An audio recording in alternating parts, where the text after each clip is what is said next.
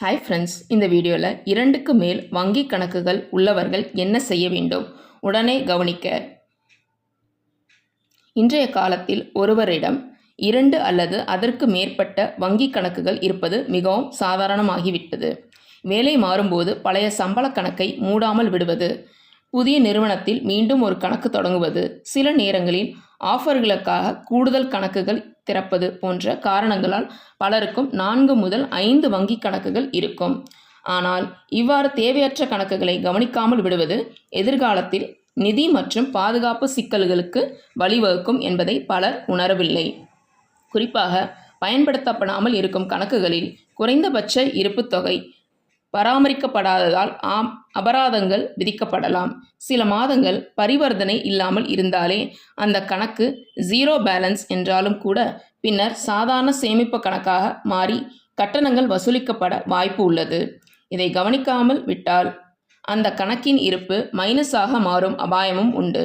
மேலும் நீண்ட கால பயன்படுத்தாத கணக்குகள் செயலற்ற இன்ஆக்டிவ் கணக்குகளாக மாற்றப்படுகின்றன.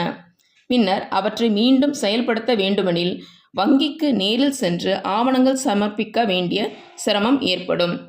இது நேர விரயத்தையும் தேவையற்ற அலைச்சலையும் உருவாக்கும். இதைவிட முக்கியமான விஷயம், இந்த கணக்குகள் மறைமுகமாக உங்கள் நிதி நம்பகத்தன்மையையும் பாதிக்கக்கூடும். பொதுவாக சேமிப்பு கணக்குகள் நேரடியாக சிபில் ஸ்கோரை பாதிக்காது என்றாலும் ஓவர் டிராஃப்ட் வசதி இருந்தால் அல்லது அபராத தொகைகள் நிலுவையில் இருந்தால் அது உங்கள் கிரெடிட் ஸ்கோரில் எதிர்மறையான தாக்கத்தை ஏற்படுத்தும். அதேபோல் பழைய கணக்குகள் இஎம்ஐ, காப்பீட்டு பிரீமியம் அல்லது முதலீட்டு கணக்குகளுடன் இணைக்கப்பட்டிருந்தால் பணம் இல்லாததால் ஆட்டோ டெபிட் தோல்வியடைந்து அபராதங்கள் சேரும். இது உங்கள் கிரெடிட் ஹிஸ்டரியை பாதிக்கும். பாதுகாப்பு ரீதியாகவும் பயன்படுத்தாத வங்கி கணக்குகள் ஆபத்தானவை. குறிப்பாக உங்கள் பழைய கணக்கில் தற்போதைய மொபைல் எண் அல்லது மின்னஞ்சல் புதுப்பிக்கப்படவில்லை என்றால் அந்த கணக்கில் நடக்கும் பரிவர்த்தனைகள் குறித்து உங்களுக்கு தகவல் கிடைக்காது. இதை பயன்படுத்தி சைபர் மோசடி கும்பல்கள் சட்டவிரோத பண பரிவர்த்தனைகளில் அந்த கணக்குகளை பயன்படுத்தும் அபாயம் உள்ளது. இதனால் உங்களுக்கே தெரியாமல் சட்ட சிக்கல்களில் சிக்கிக்கொள்ள நேரிடலாம். எனவே தேவையற்ற வங்கி கணக்குகளை உடனே மூடுவது மிகவும் முக்கியம். வங்கி கணக்கை மூடும்போது சில முக்கிய விஷயங்களை கவனிக்க வேண்டும். முதலில் அந்த கணக்கின் கடந்த 2 முதல் 3 ஆண்டுகளுக்கான ஸ்டேட்மெண்ட்டுகளை பதிவிறக்கம் செய்து வைத்துக்கொள்ள வேண்டும்.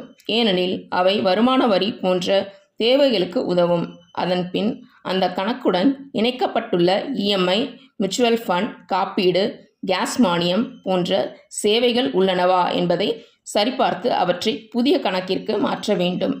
அதன் பிறகு வங்கி கிளைக்கு சென்று கணக்கை மூடும் விண்ணப்ப படிவத்தை நிரப்பி டெபிட் கார்டு மற்றும் காசோலை புத்தகம் போன்றவற்றை ஒப்படைக்க வேண்டும்.